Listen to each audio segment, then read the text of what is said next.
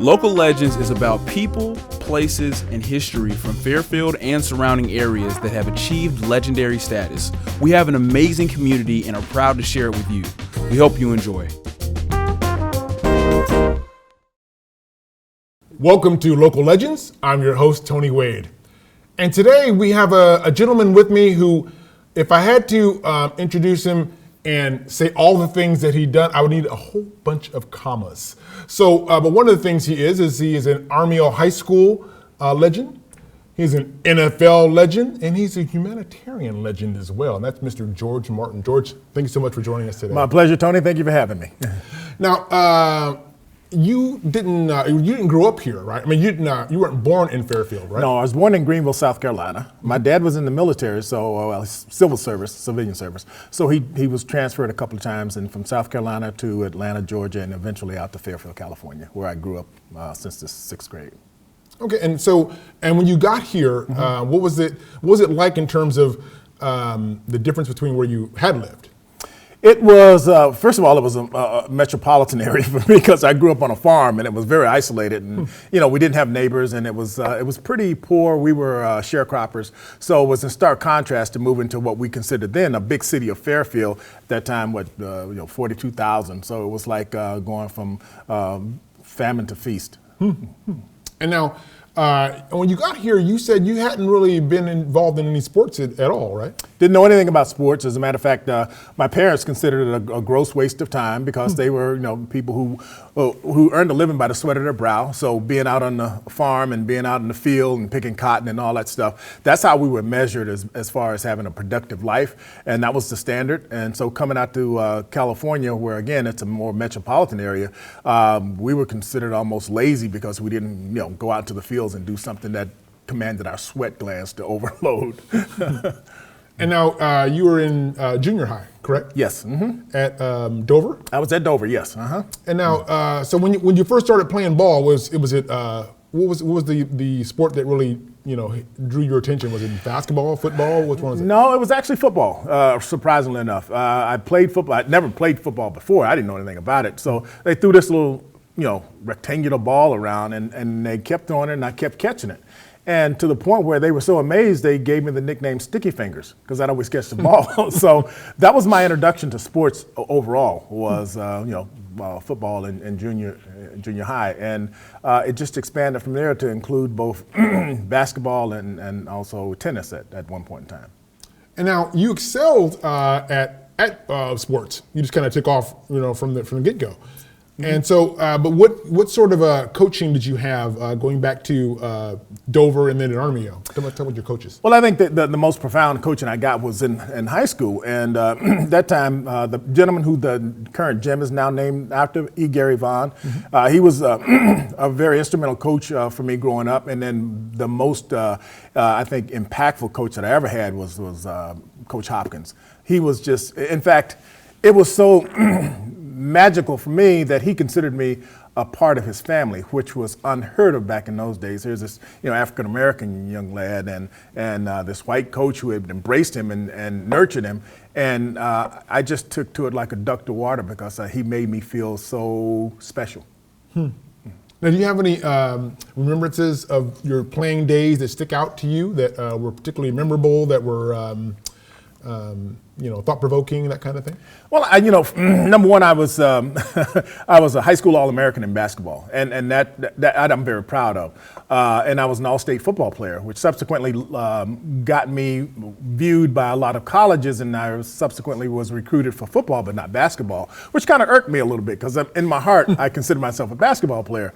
And the most insulting thing that happened was I was recruited by UCLA. So, and this was during the height of the Wooten and all the championships, right? So I go down to UCLA and I'm being recruited for football, and they show me the campus and everything, and then they take me by the gym and walk in the gym, and there's the prestigious hall, and there's John Wooten sitting there on the bench, and I'm walking by and I know he's gonna say something because I'm an All-American basketball player. Never said one word, not a word. So I was so humbled and angry at that point in time. I said, well, you know what? Oregon looks pretty good. I think I'll go to Oregon instead because they allowed me to play both basketball and football. Oh, okay. All right. And now it wasn't just about sports for you though when you were at Army O. Oh no! I was I was a late bloomer, number one, because my dad went to the 2nd grade and my mom went to the 8th grade. So education, in particular higher education, was not held in high esteem, unfortunately, in my household. But thanks to my sister Brenda, who was 2 years older than me and preceded me in high school, she told me that I had to be a more complete individual than the examples that were presented to me.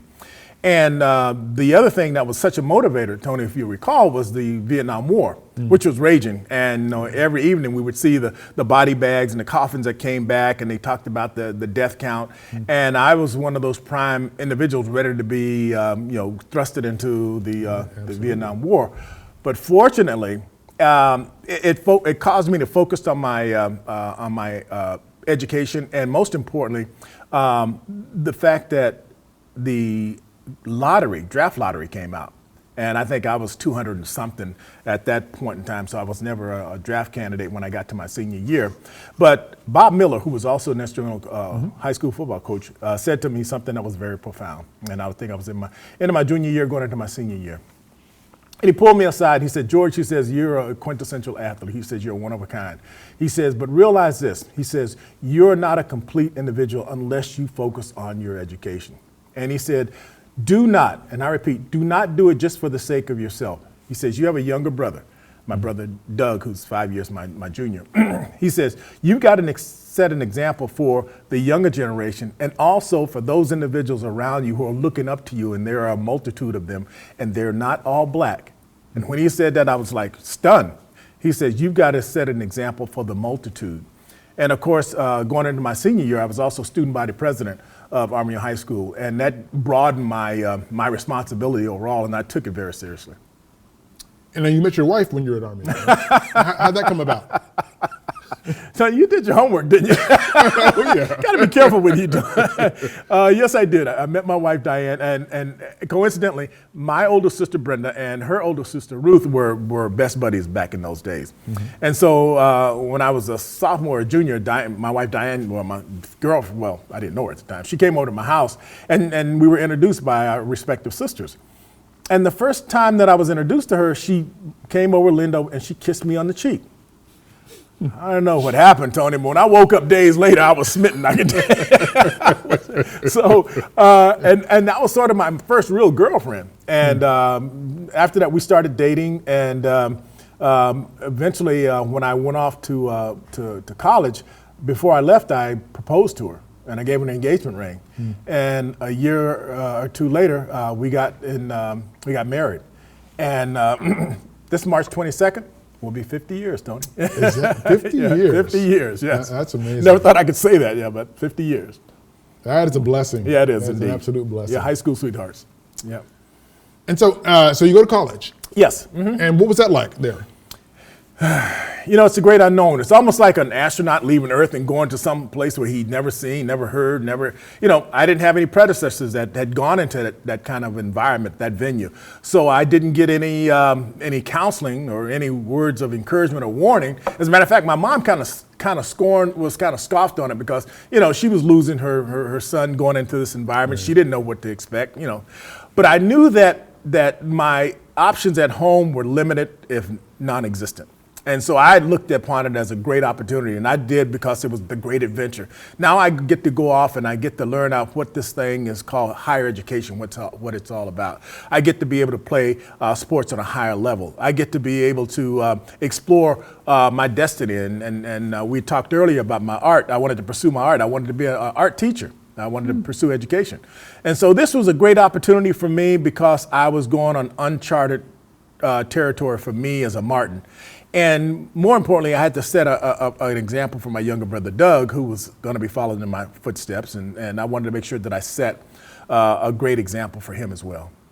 Now, did you have any goals to join to get into the NFL at that point? Oh no, that was that wasn't even a pipe dream. It wasn't even a thought. To me, at that time, the NFL was, that was pie in the sky. That was, Candyville. I mean, how could you? The NFL? Are you kidding? Those are professionals. Those are big, strong, mean guys. I'd prefer to gravitate toward basketball. Where you don't get a hit as quite as often. Yeah. So no, it was never a desire of mine. And as a matter of fact, Tony, I played both sports. My first 2 years at Oregon, I played basketball and football. And I could quickly see that my basketball career was floundering. I was going to go anywhere with basketball. So I subsequently decided to stop. And as a means of maintaining my scholarship, I just played football for those remaining 2 years. And I had some notoriety, but nothing like All-American or all this and that. I was just a very good, multi-talented football player. I played both tight end and defensive end. A funny thing happened, Tony. I was ranked number 2 in the nation as a tight end. But I had one problem. The guy who was ranked number 1 was on my team, and I had to be. Russ Francis, you may have heard of. Yeah, Russ Francis was an all-pro. He was a prolific, just a great athlete. He was a hell of an all-around athlete. I mean, decathlon, he was a track guy. He was phenomenal. But what the coaches decided, hey, we got these 2 great tight ends stacked up with each other. We got to do something about this, so we don't want to waste that talent. So let's move one of them. So guess who they moved? They moved Russ. They moved Russ from tight end to linebacker. Now, Russ is 6'6", and needless to say, they moved him to middle linebacker, and he was the tallest target in the Pac-8 at that time. And they could see quite quickly that wasn't going to work. So they moved Russ back to tight end, and they moved me from tight end to defensive end.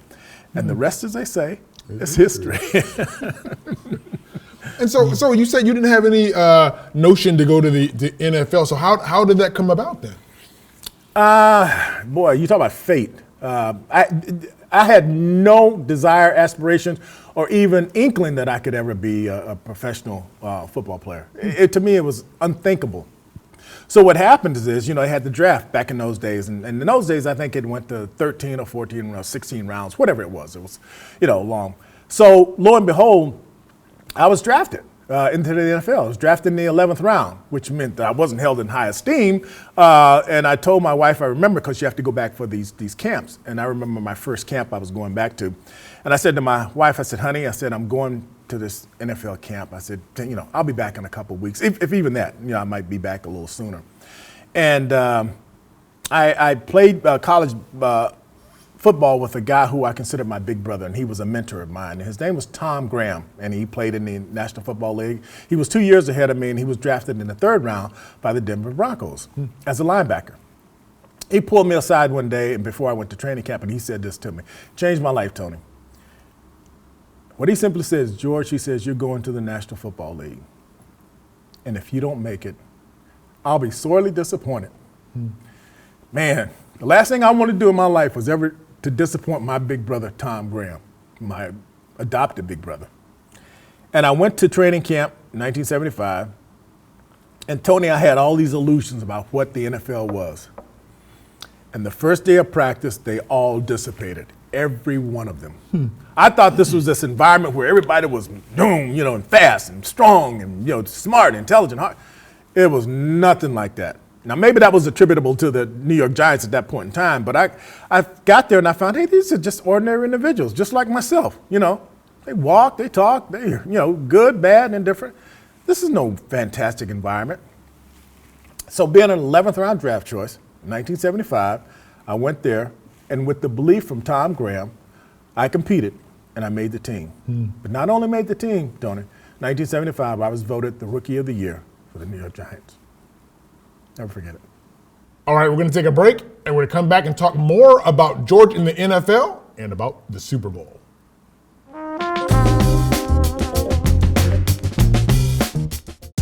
Do you have the free My Fairfield CA app?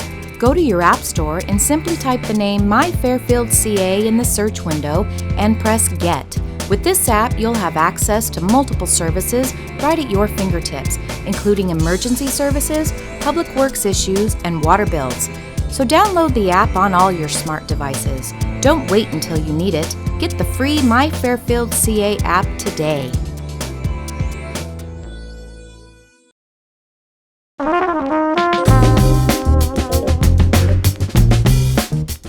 Welcome back. We're here with Super Bowl champion George Martin.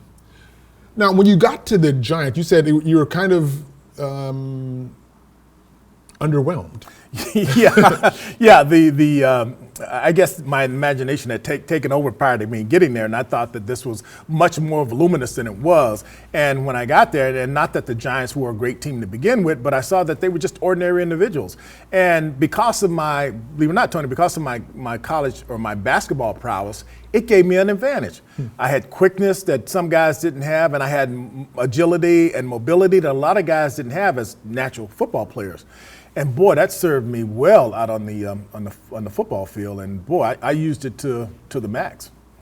And now, one of the things that you had talked about was you had been given this thing by your coach to make sure that you're an example, and you took that to heart. Because I know that for a long time you would come back to Fairfield. I remember when I was at Grange, and here's this guy talking about setting goals. Yes. And show this movie about you intercepting a pass and returning it for a touchdown. I remember that. But when I was watching this before you won the Super Bowl too, by the way. This is before so this was something that you got into, and how did you get into that, and what was that like for you? Well, first of all, it was something that I've always been cognizant of. Again, being spurred on by Mr. Miller in high school, was being setting an example and making sure that you give back. That was something that was ingrained in me from my parents. So when I was called after my first or second year to if I would consider coming back to the schools and talking about motivation, absolutely, because that's the environment which I came from, and I have an obligation to give back. So when I had that opportunity, I said yes. I jumped at it with both feet, and I spoke to every school in Fairfield Suisun Unified School District, every one of them. And my premise was always goal setting and being the best that you can be. And it was something I was so proud of, because as I would walk through the door, Tony, it wasn't George Martin, it was the aura that had been created. It was being a professional football player, it was going to college and that kind of thing. And my head didn't swell up, because I knew that it was something, that image that they had conjured up themselves. But I wanted to capitalize on it. I wanted to maximize it. And that's why I always went in and I talked about instilling the thought of them being a George Martin in their own right. So. And now there are people who are in their 50s and 60s who still look back on that and talk about that, what an impact it made on them. Yeah. Still. And you're still doing it, right? You're still doing it. All the time. Sometimes I do it by request, or sometimes I'll see something that's not. I'll give an example, Tony. I was at home one day, and I was sitting there, I was doing something, writing or something, and the doorbell rings, knock at the door. And I'm now retired. I'm kind of living incognito, which I like, and I love my anonymity. And there was two kids knocked at the door. They're in their teens, late teens. And they said, "Hello, sir." He said, "We heard that you used to be a pro football player." And I said, "Yeah." They said, "Would you mind teaching us and instructing us how to be better athletes?" And I thought about it for a second. First of all, I admired their gumption. They did, Right. because they were sweating bullets just to come up and knock on the door. That took some courage in and of itself. And the last thing I wanted to do was, disappoint these kids. And so I said, I applaud them for their bravery and their courage. And I said, yes, I will. And so I began, I took them and I set up a program, a very formal program. I spoke to their guardians, and I also spoke to a friend of mine. I asked him for his assistance, and I laid out a very aggressive exercise and just a skills plan. And we'd go to the park every day, and we'd go up there and we'd practice that. And it was, again, my way of giving back, but not that I was, I felt an obligation, Tony. I felt an obligation. And to me, to have said no to those kids, I couldn't live with that. So let's talk about the 86 season. So what was that like for you guys? Because you said when you came to the Giants, they weren't necessarily a powerhouse. Yes. But then by 86, you got in Parcells before that. Yes. And then, so tell me about that 86 season. What was that like? Well, first of all, I got to set the stage a little bit, because when Parcells came there, he came as a linebacker coach. And he was such an impactful coach that everybody liked Bill Parcells, because our linebacker, we had a reputation as linebackers in the National Football League that was second to none. They were ferocious. They were feared. They were just absolute vicious. I mean, they were the powerhouse of our team with our linebacking core. Subsequently, Bill Parcells replaced our former head coach, Ray Perkins, who died a couple of years ago. And Parcells was anointed to be the head coach, and we applauded it. We were just happy. We were elated. Little did we know, be careful what you ask for. So Parcells came on board, and our first year, horrendous. And that's just the arc. There's a learning. We were horrendous to the point where they were going to fire Bill Parcells. And so at that point in time, I'd gone through the evolution of being a player representative and eventually became a captain and had a little bit of sway with the front office. So myself and the other two captains went up to the front office, and we gave Bill a vote of confidence. We want to stay the course because we think and look what he did with the linebacking core. And sure enough, as a result, Bill maintained his job, and 1987 was a magical year for us, man. It was. I don't care who you are, what point in time you are ingratiated into the NFL, you'll have one objective. The first, and they're kind of dovetail, is to become a part of that organization. There's 32 NFL teams. That's it. You have a roster of about 56 guys, so it's a very limited club. You want to be a part of that 56. But beyond that, there's one objective that you have, and that is to reach the pinnacle, the Super Bowl. That's it, Tony. That is the creme de la creme, is to get to the Super Bowl. So I get there in 1975. We ain't even close, Tony. I mean, we couldn't mail it in with a rocket to get to be competitive. We just weren't. So throughout that whole gradual evolution of my career, I kept putting together, first of all, getting better and better to make sure that I maintain a standard of consistency, but also don't accept mediocrity from your teammates because we have a collective objective, and that is to get to the Super Bowl. And that magical year, 1987, when Bill Parcells put it all together. And man, we were a force to be reckoned with. And with each victory, our confidence grew, our confidence grew, our confidence grew.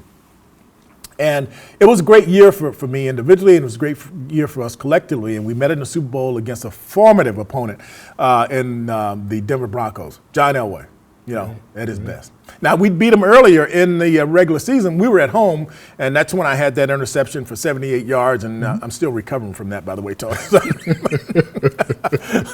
But we had beat them in the regular season, which gave us an air of confidence, but not overconfidence because John Elway is John Elway. Right. And we go out to the Pasadena, and this is where you slide all your chips to the center of the table. There's no tomorrow. Right. So you gotta, it's do or die. And we go out there. Now, we came from a cold weather climate. We came from the northeast. It's snowing, it's freezing. And, we bundle up and we go out to Pasadena, California. It's 80 degrees, Tony. It makes a huge difference. And what happened was the first half, we were sucking air. And just before halftime, that's when I got the safety on John Elway in the end zone, and that got us within striking distance. And after halftime, we caught our second win, and after that, we never looked back. And I can tell you, Tony, this is what athletes, no matter the sport, this is it. That says it all. That says championship. That's it.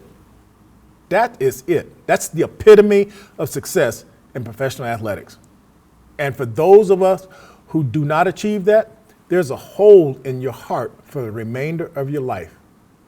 It's been said about love. It's better to have loved and lost than never to have loved at all. Mm-hmm. Doesn't apply to sports. It does. True. You lose this, and because everybody doesn't get that opportunity, you never recover. And that team was kind of loaded with some talent. Well, need I say, all I got to do is say LT. Everybody, still to this day, Lawrence Taylor, Phil Simms, Joe Morris, Harry Carson, Mark Bavaro. The list goes on and on and on. We were a formidable opponent, and we went out there for business. And, the score, which I think was 39-20, it wasn't that close. Mm-hmm. We really we distinguished ourselves. That's something, as they say, will live in infamy because that was when the Giants were at their very best. Subsequently, they've gotten 3 more, or a total of 4 Super Bowl victories. So, I'm very proud of that organization that I was a part of for 14 years. And you guys also started the Gatorade shower thing, right? Yeah, that was a Harry Carson special. And Harry and I were kind of like brothers from another mother, because Harry is from South Carolina also. So we had this union because we were South Carolinians, and Harry played his entire career with me. I came in 75, he came in 76. He played 13 years, I played 14 years, so we played his entire career together.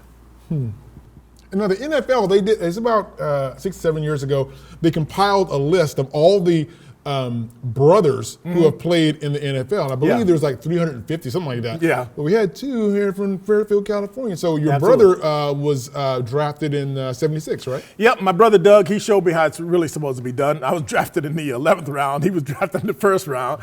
I had to pay my way to camp. They gave him oodles of money. I'm kidding, of course. But by comparison, there's no comparison, really. My brother Doug was by choice a football player. I mean that as a compliment. He played the game. I was a converted basketball player. I'm gonna tell everybody, I'm not embarrassed by it, but I used my skills as a basketball player to become a football player.